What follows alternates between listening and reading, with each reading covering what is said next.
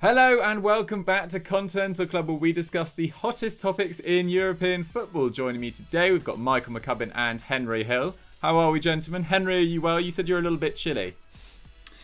Yeah, I feel like summer is finally gone. I'm wrapped up really warm today, which I'm not quite happy about. But it's good to see McCubs. I feel like every time I see him, he looks more and more like some French Parisian street artist, if that makes sense.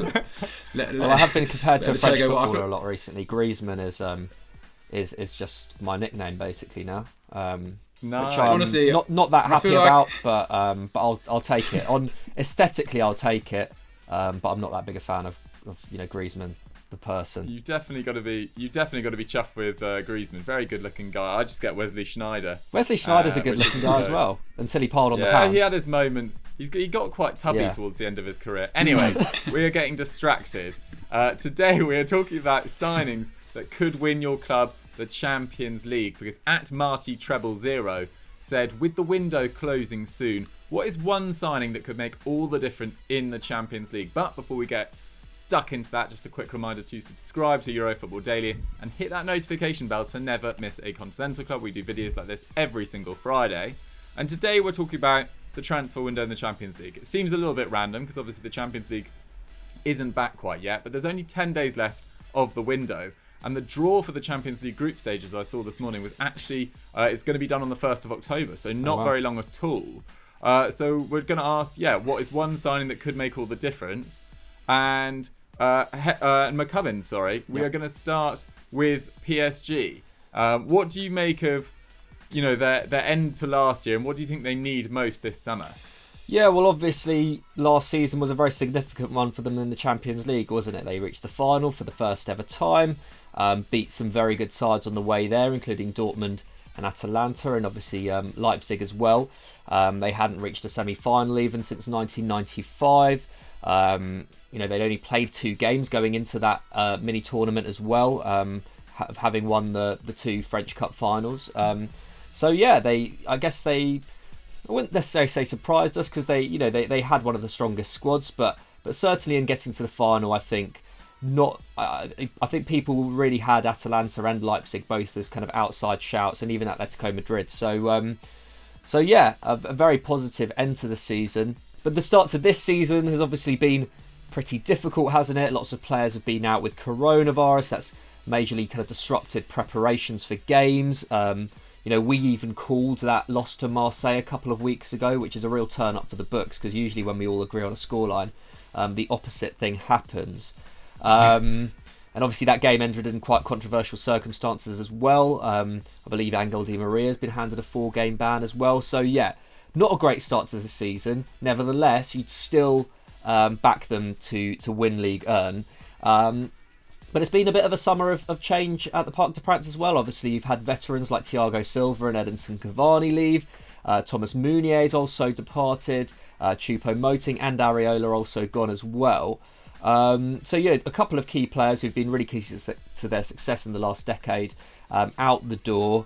And their incomings haven't been that plentiful either. Obviously, Mauro Icardi was secured right at the start of the summer for €60 million. Sergio Rico arrived as a backup to Keylor Navas, and then they also got Alessandro Florenzi in from Roma for a £900,000 loan fee. And I think that's where PSG's problems lie, at least in terms of if we're talking about can they go on and win it next year. Because we know that they always have enough to win Ligue 1, but do they have enough to go one better next year when teams that we're going to be speaking about later on are strengthening too? And it always comes down to the fullbacks with PSG. We've been saying it for 3 or 4 years now, that PSG really need to sort out those fullback positions, and so far they continue to neglect them. And it's pretty strange, considering this is a club that's at the forefront, the forefront of European football. Fullbacks have for a long time been the positions that lots of clubs have chosen to focus on in order to take their game to the next level, because they are arguably the most important positions on the pitch, or at least that's where you really need elite level athletes to compete at the highest level. And obviously they've They got Dani Alves in for a year, didn't they? A couple of years ago. His career at PSG, for some reason, it seems a bit hazy to me. But that's one example, I guess. But otherwise, they haven't really recruited elite players in those positions. I think Juan Bernat, credit to him, a lot of people had their doubts, but he was one of their most consistent performances in 2018-19, and I think last season as well continued to impress. But he's out for pretty much the whole season now with an ACL injury. They played a quite obscure player in Mitchell Bakker. I don't really know what he's capable of, to be honest, but he played on the weekend against Nice. And at right back as well, they're fairly thin. Obviously, they have Kehrer, who they can kind of call upon in that position. Colin Dagba as well, and obviously Florenzi, who they brought in. But as as we've discussed on previous shows, Florenzi is not an elite level fullback. He was surplus to requirements at Roma, which isn't a great sign when you're trying to recruit to win the Champions League. For me, I think those fullback positions, as ever, are essential for PSG. And there's a few options I guess they could go for before the end of the window. It's obviously 10 days remaining. It's hard to I don't know. It's unlikely that they're going to be able to get anyone in on like a good, for good value essentially. But Joao Cancelo might be a shout. Obviously, he didn't have a very good first season at Man City, did he? Made 33 appearances, only 13 Premier League starts. But from what we saw of him at Juventus and Valencia before that, like he was one of the most promising fullbacks in Europe. And especially in the Champions League. I remember him absolutely tearing Man United apart for Juve in 2018-19, I think it was, when they beat them at Old Trafford. But that's just to name one performance. I think in Liga, and especially, he's not going to get caught out in the way that he has in the Premier League. The pressing just isn't at the same level in Liga, is it? Like we said, he's a very proven Champions League performer, so he might be a shout. Not sure how good value he'd be. They probably would still have to pay 40 million plus for him. I'm not sure whether they'd want to do that. As for at left back, I feel like there might be better options in terms of players they could take a chance on. I think I was speaking last week about Owen Wijndal as an option for United after they missed out on Sergio Reguilon. The AZ Alkmaar left back, he looks very, very good. I'm trying to think, is he 19 or 20? But he's very, very young. I think he's 20, yeah. 20 years old. He got 6 assists from left back last season. That was in a curtailed campaign. Obviously, the Eredivisie ended early, like Liga, and so he looks really, really good. Just like a dynamic, young, dynamic, speedy fullback who can do the defensive work. Obviously, and Owen Wijndal does post very good defensive numbers in a very dominant side, and contributes very well in attack as well. Not too dissimilar. I know it might be a bit of a lazy comparison because they're both Eredivisie players, but not too dissimilar from Serginho Dest, who we're going to get onto in a bit, just in terms of what he can offer from fullback. So I think, that's the kind of player I think PSG should be going for, because I don't know, he a signing like that might not guarantee champions, might not get them to the Champions League final this year, or might not make them step up this year necessarily, because he's still developing. There's still obviously going to be mistakes in him, but say in 2022, he could suddenly be in the top 5 left backs in Europe. Like, you never know, under the right management. So or having had the right coaching, I mean. I think that's where they need to. I think that's where they need to strengthen. They've obviously been linked with Dele Alli as well. I was going to ask about this. Yeah, I mean, I don't know. I think Dele Alli would be an asset to a lot of clubs, but PSG, I just feel like they've recruited a lot in those areas, or in his position, and he's not necessarily like the same player as, say, Pablo Sarabia. He might even be a step up on Pablo Sarabia, but they are very well stocked in those areas. Last season was a bit of a down year for him, but he still got 8 goals and 4 assists in 25 league games. Was still contributing over 2 tackles and interceptions, 2 shots. So he is a very useful player, but I don't know. I just don't think it's where I think PSG would be wasting their time a little bit. Like those fullback areas really are far more in need for me. I don't know what you guys think. Yeah, I was going to ask Henry, are you in agreement with that? Even if it's a sort of 1 year loan for Dele Alli, which is what I was reading, was, you know, what's the latest on that? It's just a loan fee. Do you think he could make a difference in the Champions League? Yeah, I'm actually all for it. I think it'd be a really good move for all parties concerned. I think Dele needs that move away. I think he's got a bit too secure at Tottenham. I think if he went to somewhere like PSG where he had to show up, where like football became his main focus, I suppose, and I really think that could be good for him. And if you look at their midfield three, obviously the main creativity comes from Angel Di Maria, but they could do with a backup. I think at the weekend they played with Verratti in the middle and then Idrissa Gueye to the side of him there. And I think if they're playing teams where they're having to take the initiative, look for creativity, then Dele Alli could fit into the midfield three back there and also be an asset further forward, because I think they're struggling to get in another forward at the moment. Choupo-Moting has rejected a contract there because it isn't long enough. So yeah, I think it'd be a great move. I really don't see why they wouldn't go for it. I think in the final against Bayern, they froze maybe a little bit and they were sort of lacking someone in the middle to really sort of push them on. And yeah, I for 1 year, I mean, I saw that Sky Sports' French football expert said that that PSG, if they went for him, they wouldn't be able to strengthen in other areas, like you've been saying, in the fullback position. So maybe that's their concern. But I can't imagine the fees are astronomical. I don't think he's on a giant wage at Tottenham anyway. Nothing sort of PSG can't live up to in many respects. So yeah, I mean, I would love to see that move happen. I'm not sure whether it will. Jose Mourinho's coming out and said even more sort of riddles and tales in the media this weekend. So who knows? But yeah, I'm all for it. I think it could work really well. Fair. Yeah, no, I think it will be fairly expensive, to be fair. I think it'll be north of sort of £50 million just because he's got so many years left on his contract. But I'm kind of with you. I think he needs a new challenge. He needs a new sort of place where he's really properly appreciated. I feel like Mourinho came in, seemingly really rated him, but you saw in that Amazon documentary, was prepared to call him out in front of his teammates, was prepared to criticise him, which I don't necessarily think is a bad thing. I think players sometimes are a little bit too precious about being called out in public, but you know, I think he'd be an asset for any team in the world. I think anyone who can get sort of close to 15 league goal contributions is going to do that. But let's move on from Dele Alli and PSG, Henry, because Juventus, the wait goes on for that sort of Champions League title. They've been going for it for so long, and last year they didn't seem any closer. And you know, they've had quite a busy week in terms of incomings. I mean, what have you made of Juventus's situation in the Champions League? Yeah, well, obviously they brought in Cristiano Ronaldo with the intention of winning the Champions League, but they've really sort of taken a backward step in the competition since then. I think he's been, as a player, he's been unbelievable for them.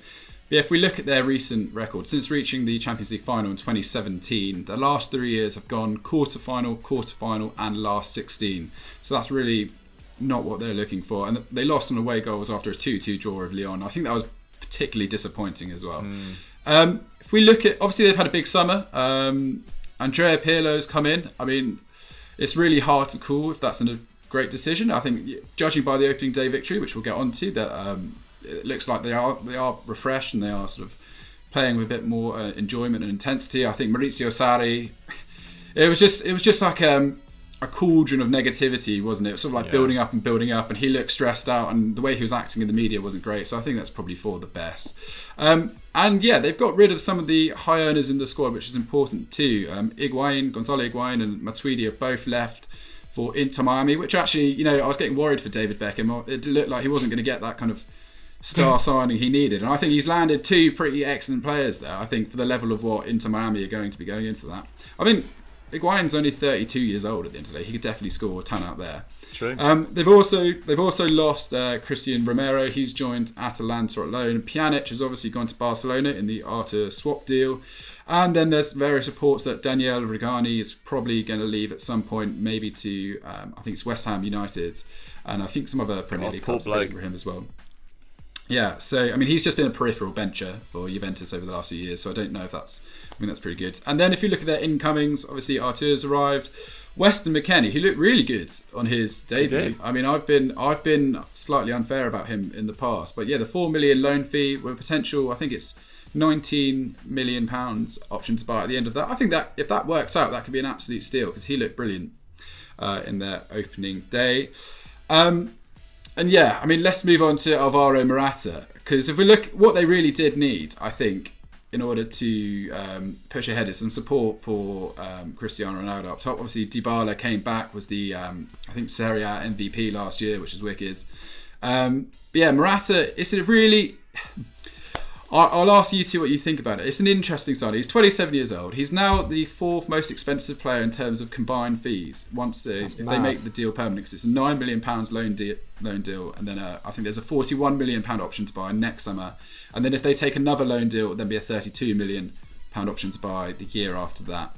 But I mean, his greatest ever goal return is 15 in 26 games at Real Madrid. He obviously played really well for Juventus during his time there, but he's not an elite forward, and I'm not convinced. I think he's a good option to have, and I think as like a long-term solution, I'm more excited to see that than going for Edin Dzeko. But I mean, is he really going to be the guy to push Juventus on to win the Champions League? I mean, last season he scored 16 goals in 44 games for Atleti, 12 and 34 in the league. He sort of had a good run at the end because it was looking pretty poor. I mean, he scores, I think, with less than one every 5 shots that he makes on target. His pedigree in the Champions League isn't great either. He scored 15 times and 5 assists. I mean, yeah, what do you got? I'll just quickly open that to you two. I have been a bit of a critic about him. I don't think he's like a bad player, and I think if he is comfortable at Juventus, I think he'll probably enjoy it more than Atletico Madrid. They'll be more forward thinking, more on the forward foot, and I think that's better than Atletico, who are innately a defensive side and struggle with that creativity. So I think maybe goals will be put on a plate for him more this year, but I don't know if he really is the solution. What do you both think? Yeah, no, I think I don't think he's a bad signing. I think they needed another striker to come in because Higuain was clearly a player they wanted to get out, but he still did produce. He did still produce a decent amount of goals. I think he got 8 goals in Serie A last year. So they need someone to replicate that, replace that rather. Although Kulusevski, I think, is probably capable of doing that as well. But yeah, I think they needed to get someone in. But yeah, like you said, he's not the man to push them on. I think really, personally, I think what they need is a creator. I mean, unless I don't know. I think it's possible that Aaron Ramsey could become that guy, but and he played really well actually in that game against Sampdoria. But before that game, it was pretty widely known that Andrea Pirlo didn't want him really anywhere near the team, or at least didn't really have him in his long-term plans. So depending on what happens there, I think I think maybe not in this window, or perhaps in this window, depending on what happens with Ramsey, if they keep him or not. I think either way, I think they do need to get an elite creator in, because I don't think there's enough. I don't think there's enough creativity or goals in that midfield at the moment. And yeah, Ronaldo and Dybala had to do so much work last season, didn't they? And Kulusevski could make up that. But yeah, I think that's more where they need to strengthen. I think just behind that forward line, because now they're quite stacked. Like especially if Kulusevski carries on playing kind of as a partner up front, or if Pirlo decides to eventually play him out wide, I think they'll need a bit more creativity in the centre. Yeah, could do. Just on Morata, I feel like he's a very lucky guy, to be honest, to be at Juventus now with an opportunity to win the league, compete for the Champions League as well. After the season he had at Atleti, I think he's unfairly maligned at times. He did have a few good games. I remember a couple against Liverpool in the Champions League, but he's not really an elite finisher. He's very good with his head, but yeah, one-on-one situations, you're just never that convinced that he's going to score. And I feel like he was the best option that Juve could get for that price. I think they clearly looked at Dzeko. Something happened there. I think they probably weighed up going for Milik, although he's previously, I think, failed a medical when he nearly went to Juve. And then they were then sort of Raul Jimenez, they were probably outpriced on. So Morata became someone who was available, who was keen to come back. So it's worked out for Morata. I think he'll do fine at Juventus, but I'm not particularly excited by it either, to be totally honest. Yeah, no, I agree with you. I mean, as my dream came true, and Luis Suarez went to Atletico in his place. That was weird. Not sure how... Can we just acknowledge the fact that Henry said that on a podcast about 3 months ago, and it actually came true. That's the best call we've ever done. Well, yeah, it's an unlikely one, isn't it? It's actually a very unlikely one. It was. What was your thinking behind it, Henry? Was it just a dream? No, it was. I think we touched on it maybe last time. I think it was kind of the David Villa effect when he had that amazing season when he went to Atletico. Because the thing about Suarez and David Villa, they are finishers. They are born finishers. Do you know what I mean? Morata is not a finisher. Those two, maybe Villa and Suarez may have lost like a step of pace. But at the end of the day, you give them the opportunity to score, and 9 times out of 10 they're going to put it away. His goal scoring record for Barcelona was unbelievable. 198 goals, I believe, and even last season he still scored 20 times. So I just, in my head, like the romantic link up between Suarez and Simeone just sort of made sense, and they needed a goal scorer and they got one. I am worried though that they're now, we won't get into it too much, but I'm worried that they're still quite loose on the ground for forward goals in that team. But I mean, it's fine. If we come back to, I'll try and think of a better shout towards the end of the show for a different transfer that I want to see. But yeah, if we come back to Juventus, I think you're right. You touched on it there, McCubs. Like Aaron Ramsey, he maybe isn't an elite creator. I agree with you. I think he started in that win at the weekend, the 3-0 win over Sampdoria. He started just behind the two strikers. So I think they had Ronaldo and Kulusevski playing up front, and then Ramsey slotted in behind. And he played really, really well, like you said. 7 tackles and interceptions, 1 aerial duel, 2 dribbles and 6 key passes and 1 assist. His link up with Ronaldo was particularly impressive, actually. Yeah. I mean, I think the assist was to his goal. And if Ronaldo could have scored on a couple of other occasions as well. So that was, you're right, they could do more creativity there, but if they can get Ramsey fit and consistently playing, that could be an interesting addition. I'd like to see it for Ramsey's sake. I'd like to see him do well. I don't think there's any hard feelings towards that. If we address other positions, I think at the wing-back roles, they really maybe could improve there, because if they do continue to play 5 at the back, which I believe they did at the weekend, they've got Danilo right wing back and also Alexandro, who I like Alexandro a lot, and there's also De Sciglio and Zambrota as well, though De Sciglio is one of these other players being linked with a potential move away. There's also Juan Cuadrado, who had a bit of a renaissance last season. He was one of Juventus's best players. I think Ronaldo really likes him as well, which tends to be quite a important thing when you sort of in his squad. If he backs you up, you tend to sort of continue making appearances. But yeah, one of the options we've got we think that could go in, Juventus could go in to improve their wing-back role, is Hans Hateboer from Atalanta. He's 26 years old. He's been at Atalanta for 4 years. 10 goal contributions in 18-19 from right wing-back, which is pretty impressive. And then 5 in 19-20. I mean, his stats also as well are pretty impressive. 2.8 tackles and interceptions, 1.7 key passes, and 5.8 progressive passes per 90, which is, we love that in this modern day. And also 13 pressures per 92. So I think he'd be really important. You know, Juventus are probably a ball possession-based kind of side in terms of the way they operate in that league, and I think he'd be important to winning that back. And yeah, he's an exciting option, and I think there's always a chance, unfortunately for Atalanta, there's always a chance that players can be pinched from them in terms of their wage structure and the finances that they operate on. So I think there's always the option to do that as well. So that's our sort of option at right wing back. Looking further forwards, if we address that creativity position, Bernardo Silva, that's a really interesting shout. You know, he's kind of disappeared a little bit at Manchester City. I think last season was really difficult for him. He only started 23 league games last year, 6 goals and 7 assists. He can obviously play on that wing, and he can also drop into the middle as well. And I think I personally think he would perform better in that position, which you were addressing, McCubs, in that middle. I mean, because I don't think he's the most... he's not the quickest, which I think you're looking for, kind of a wider player. I think if he could slot in that hole and utilise his ability in there, I think that could be really interesting. I mean, he still makes 2.3 shots, 2.3 key passes and 1.8 dribbles, and he's still only 26. That could be an interesting move. The longer he sits on the bench at Manchester City, and I think it's struggled to see him getting in, especially if Phil Foden continues the way he's playing, it could be difficult for him as well. Aside from Bernardo Silva, I guess I like a little outside shout could potentially be Usama Idrissi. He plays for AZ Alkmaar in the Eredivisie. He can play on the right or the left as well. And in 25 Eredivisie games in 1920, he got 13 goals, 3 assists, And you know the normal spiel of 3 shots on target, 2.1 key passes, but 3.9 dribbles as well. So yeah, he could be a really interesting backup if maybe they're looking to spend a little less, because Bernardo Silva I think would command a bit of a higher price tag.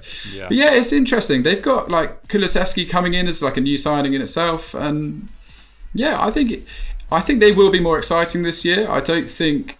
Yeah, like I said, I think they sort of got frozen by the Maurizio Sarri system last year. So I'm excited to see whether or not these players could push them on and win the Champions League. I don't know, but I think if they've got more balance to the squad, and I think probably more harmony as a result, then that could be a really important thing in tackling the challenge, which is the Champions League. So yeah, I'm excited to see how they do. Absolutely. I think, yeah, basing on that victory over Sampdoria, who aren't the toughest of opposition, we have to say that, but Rabiot, McKennie and Ramsey playing in front of them, it did look a much more progressive, much more fluid system than what Sarri had introduced, where he really does like his midfielders in particular to very much stick in particular zones, really. And it looked like Aaron Ramsey in particular was really enjoying that. So it's going to be interesting. And with Chiellini coming back from injury as well, they've now got loads of options at centre-back. Dele Alli, Bonucci, De Ligt, of course. So maybe I do wonder. You know, Artur, obviously, he's going to expect to play. When you get bought for £72 million, he's going to expect to play. And actually, he can score goals. His conversion rate was quite. He didn't score loads, but given the opportunity, he did score. But it's going to be really interesting to see if Weston McKennie can keep it up. I think Rabiot has really come out of his shell, where Artur's going to expect to play, and that could be an interesting dynamic as the season goes on. Absolutely. He's got a plethora of central midfield options, maybe a winger in there, and Juve might, be there or thereabouts come the Champions League come the end of the Champions League in May, June time next year. But let's move on to Bayern Munich, because obviously the champions, the treble winners, we know how they obliterated all before them in the Champions League last year, and they've had a really good summer, I would say, at least in terms of incomings. Leroy Sané, Alexander Nubel and Tanguy Nianzou have all arrived. Outgoings, obviously Thiago's a big loss, but they knew that was coming. He didn't want to sign a new contract. They've got a fee for him. Although not very much initially, it's staggered over 4 years. And I was listening to the Athletic podcast the other day with Rafa Honigstein, who said that it's as much as €100 million, the Thiago deal, spread across 3 or 4 years, with his wages being close to 300 grand a week, I think. So, wow. Liverpool have really committed to Thiago, and we're all convinced it's going to work out, but, Bayern perhaps weren't willing to go that far. Javi Martinez looks like he's going to go back to Athletic Bilbao if Bayern agree to cancel the last year of his contract so he can go on a free. And David Alaba is still stalling over a new contract in Bavaria, which, with 10 days of the window to go is not exactly what you want to hear, but I doubt he'll leave. But if all 3 did leave, that's three players last year who played 106 games between them. So that's a lot of experience they need to cover. And so far, at the moment, it's Serginho Dest who's being linked to them quite heavily, who we're going to talk about in our big match preview, because Barcelona are also in the hunt for him. Fabrizio Romano said on Twitter the other day that he'd agreed personal terms with Bayern Munich, but Barcelona had come in at the sort of 11th hour and offered a pretty attractive proposal, so he's got a big decision on his hands. And then we're also hearing that Mario Götze might be signed on a free contract, and Callum Hudson-Odoi. For me, Gotze is a really weird one to be linked with, really. I mean, he was obviously there for 3 years, left in 2016, did all right at Bayern, but left because he didn't really, get enough game time. He didn't really feel like an integral member of the side. Last year at Dortmund, had his issues with the club, had his issues, on the pitch as well. Didn't seem at his best at all. So that would be a weird pickup for me. And then Callum Hudson-Odoi, you can see why he'd want to leave Chelsea for Bayern Munich as it stands at the moment, because obviously he's had a really difficult time with injury there. He's been pretty unfortunate. He played 6 consecutive games in January, then got injured, then came back. The season got cancelled. He got coronavirus. He was falsely accused of a crime that you can read about online. I'm not going to go into detail on that, but it was a false accusation. And then he got into trouble for breaking lockdown at a party as well. And now he's only been given 10 minutes in Chelsea's first 2 league games of the season. Plus they got Hakim Ziyech to come back and Christian Pulisic. So for Hudson-Odoi, he's really at it's not really a crossroads of his career, but it's struggling to get going his career. He's still only played 34 Premier League games for Chelsea, but just 11 starts. And in that time, he's looked pretty useful. 1 goal and 6 assists. I struggle to see him playing any more than 20 league games this year. So perhaps he could be available. But But I think they should sack off the Mario Götze potential return and instead go for Rodrigo de Paul. He's being linked with Leeds, and that would be a fantastic coup for Leeds. This is a player that we've talked about in Football Daily for years now. Can play in a variety of midfield roles. Last year for Udinese, 34 Serie A games, 7 goals, 6 assists. Really good defensive output as well. Can play as a deeper player, can play as a creator as well. I mean, last year he was averaging 0.5 expected goals and assists per 90, which is, only 0.1 probably less than a really high quality winger, really. Backup as well, we talked about him earlier in the summer, but it's all gone a bit quiet. Lorenzo Pellegrini supposedly had a £30 million release clause. I don't know whether that still stands, but apparently he's keen to stay at Roma, so maybe that'll be difficult for Bayern to execute. And then, lots of people have been saying, oh, how will Bayern cope without Thiago? Well, actually, they've got so many options in there already. It's Kimmich, Goretzka, Cuisance, who you'd expect to play more games this year, and obviously Tolisso, who had his injury issues last year. Plus, they've got a whole load of young players as well. But I feel like one signing that could really sort of solidify their midfield for the next few years, who would really excite the fans, is Camavinga. Obviously, still so young, only 17. But he's coming up to 50 games for Rennes now. And last year for Rennes, nearly 6 tackles and interceptions. Are very good on the ball. This year, he's already looked like he's added so much more to his game. I saw some highlights of him playing the other day. And his turning's got so much better. His short passing, when to pass, when to move. He just looks like a pretty complete midfielder. Made his France debut the other day as well and shone. So Camavinga would be a great addition for them long term. And then let's briefly touch on Real Madrid, because they've mainly spent this summer sort of offloading players, which I think could be an error in their fullback areas at least. I think they will come to regret selling Hakimi and Reguilon. But they got rid of Bale, obviously, James Rodriguez, Oscar Rodriguez, Kubo, Brahim Diaz. These players, most of them have gone on loan, of course. Renier's gone on loan as well. And I was watching their game on Sunday against Real Sociedad, which we covered on ELU. And suddenly, without Asensio and Hazard, they kind of lack a little bit of cutting edge. And it was really damning that they were struggling to create many chances. They were struggling to... Actually, it wasn't really that they were struggling to create. It was struggling that they were trying to sort of take those chances and create high-quality chances, is what I think I'm trying to say. And still, Luka Jovic didn't come off the bench. He's still being linked to the move away. And supposedly Spurs are considering a move for him as well. So that will be interesting. I mean, guys, it's so difficult because you're asking for a player to come in who's going to watch 30 games at least from the bench for behind Benzema. So getting a striker in for Real Madrid is going to be really difficult. But do you guys have anyone that could be a potential Real Madrid signing as a striker, or do you think they need to strengthen in any other areas? McCubs, I'll go to you first. Yeah, I mean, in terms of like backups, I was looking at Real Madrid's squad, and like they brought in Odegaard, who steps up that midfield and will help transition that midfield out of their current 3 in the long term, in terms of creativity and going forward. But they still don't have a backup for Casemiro. Like they need that backup, I think, because if Casemiro gets injured, then that midfield falls apart, I think. There's not really...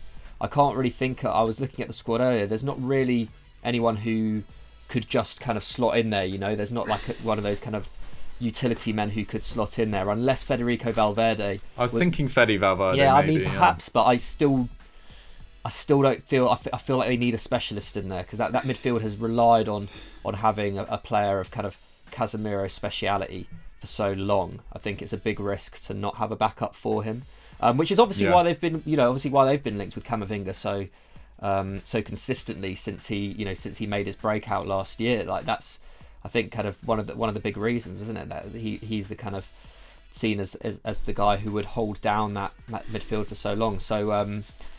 So yeah, I guess he would in some ways be the obvious shout, but yeah, I think CDM they definitely need to look at. Absolutely. I mean, Henry, just to finish off on Real Madrid, do you think Real Madrid fans and Real Madrid, the sort of organisation, would have seen James Rodriguez instant impact in the Premier League and maybe have some regrets about effectively what we're hearing now? Effectively let him go for almost free. Yeah, I mean, I saw your tweet when you talked about how much you liked Vinicius Junior. I really don't rate him. I think if we consider that Eden Hazard is probably going to be out of shape for the next few weeks. He's not ready to come back. If Definitely we consider doesn't look in shape, yeah.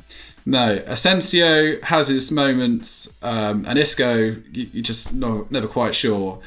I think they're going to really struggle if Benzema is the only point of the goals coming in that team. I do think they'll regret selling someone like James. Well, I mean, I don't think they'll regret it because I think he had to leave. Do you know what I mean? His time was up there. He was quite clearly not happy there, and I think he's been given the lease of life by Ancelotti. But yeah, I think Vinicius is not like... He's had so many chances now, and his return, and I appreciate he does some nice dribbles and he looks good and flashy moments, but Rodrigo, in my opinion, is better than him. And I just think they're going to really struggle because if you looked at their bench, there wasn't really any options coming off the bench that weekend to replace him. Exactly, who you said in the podcast with Pato, you just didn't really... I didn't know who he was. I've done a bit of digging in him now. He was actually at Tranmere Rovers a few years ago. That's great. What a story rags to riches. Yeah, an amazing story. But yeah, I'm kind of with you. I think Vinicius needs to step up, at least in the final third. But guys, we've still got a big match preview to cover. So we're going to finish with Bayern, Real Madrid, Juve and PSG there. But guys, we want to know who you guys would sign to make sure they win the Champions League this year. And as I said, let's move on to our big match preview. We could have talked about Juventus versus Roma, which takes place on Sunday at 7:45 p.m, or even Bayer Leverkusen versus RB Leipzig. But we thought the biggest match of this weekend actually takes place in La Liga at 8 p.m. on Sunday. Barcelona, in their first game under Ronald Koeman in La Liga, taking on Villarreal. Big game. Very excited for this one. Henry, what are your thoughts around this one from a Barcelona perspective? Well, I mean, Chris created a narrative last week that I'm a big sort of Team Barcelona fan, and it probably hasn't helped by me sort of being rude about Vinicius. But yeah, I mean, it's exciting. It's interesting to see. I think who knows really. I mean, it's been a crazy 70 days in the history of Barcelona since being dumped out of the Champions League.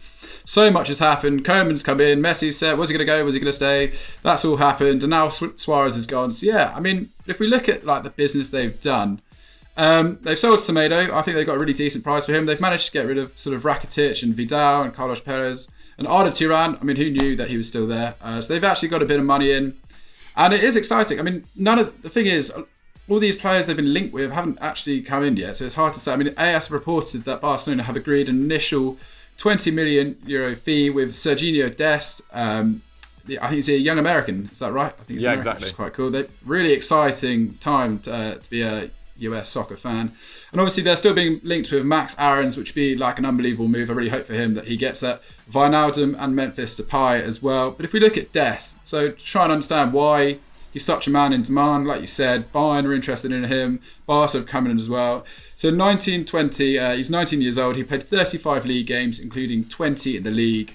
5 assists, 3.4 tackle interceptions, 1.3 shots, 1.1 key passes, and 1.5 dribbles. You know, he's a really exciting young player, as we've come to expect from the Ajax youth system over there, and he could be a great addition. Whether or not it'll be either him or Aarons, I assume. So maybe Norwich will sort of panic into sort of selling Aarons at the price they want. But yeah, I mean, they've lost goals and Suarez. I fingers crossed that Griezmann, McCubbin's lookalike, really does step it up this campaign. And yeah, I mean, they've made some good money. I think they're still going to struggle. I think Villarreal, they played really well last week as well. I think they won their opening game. I think, which we'll see. But yeah, I think they could maybe cause a bit of a stir. I mean, I don't really rate Koeman. I don't particularly like him. But I think if he gets the team playing the right direction, as I said in pre-seasons, they've been playing quite well.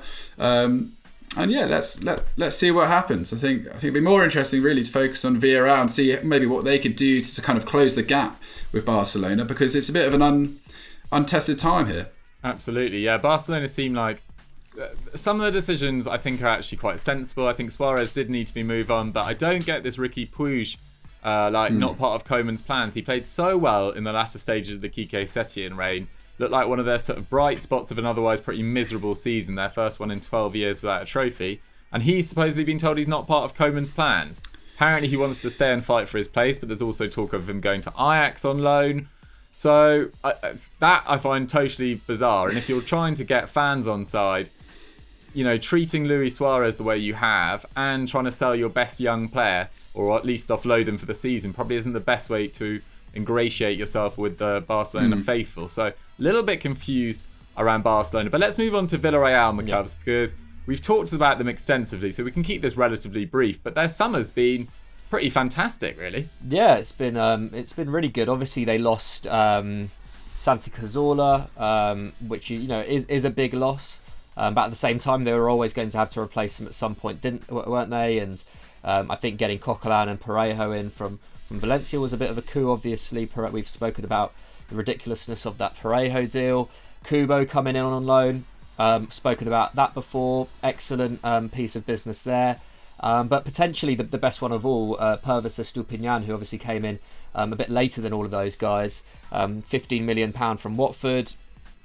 Excellent for Osasuna last year. I think he was, kind of top 3 or 4 left backs in La Liga last term. 22 years old, got a goal, 5 assists in 36 La Liga games. Pretty excellent for a side who, generally kind of tipped to be in that kind of relegation battle most years, aren't they?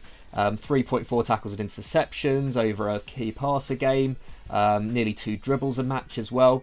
So yeah, I was really actually surprised that no kind of elite clubs came in for him this year, especially with say clubs like PSG who've been kind of in need of kind of left back cover or other sides in need of getting someone in who can cover that position in the long term. He also topped his side for passes into the final third, passes into the penalty area, so he was Osasuna's kind of talisman last year. So it'll be really interesting to see how he does at Villarreal.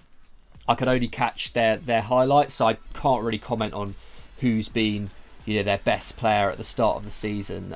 But it looks pretty, it's looking pretty good. They drew their first game against Huesca, but then a very convincing 2-1 victory over Eibar last week. And that Huesca game as well, they probably should have won. I think XG had it 2 to 0.6 in their favour.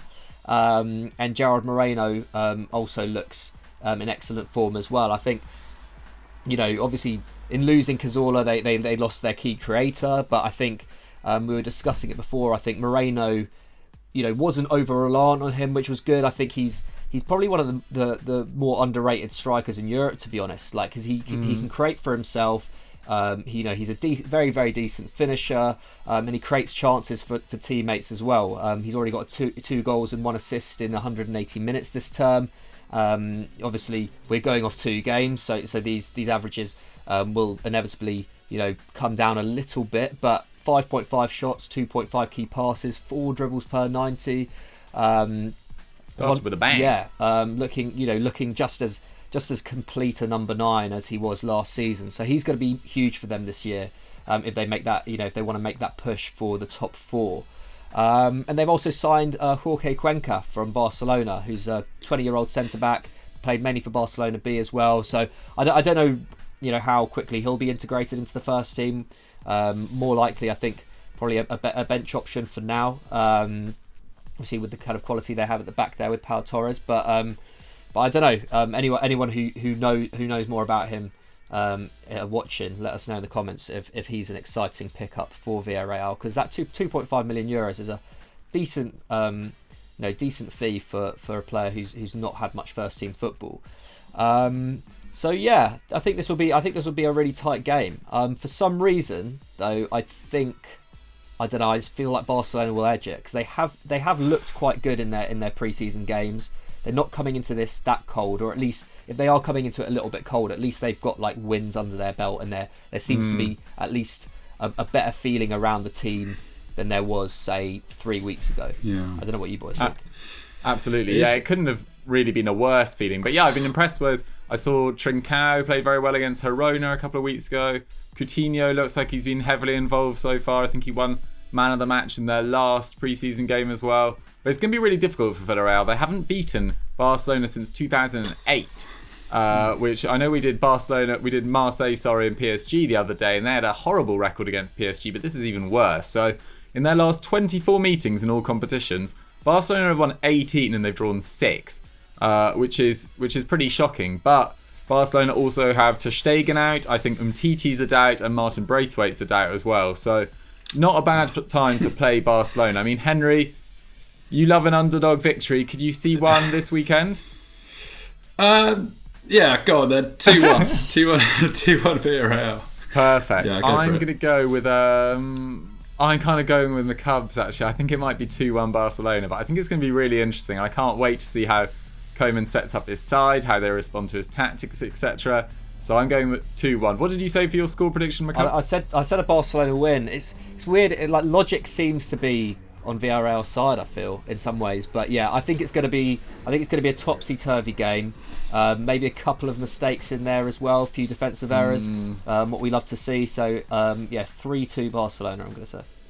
There we have it. We're actually not going to do any quickfire questions today because the best one from Karim Arib was about Morata to Juventus and Suarez to Atleti, which we covered. Sebastian Eads asked about Bayern's momentum after Thiago leaving. So those were the two we were going to probably cover.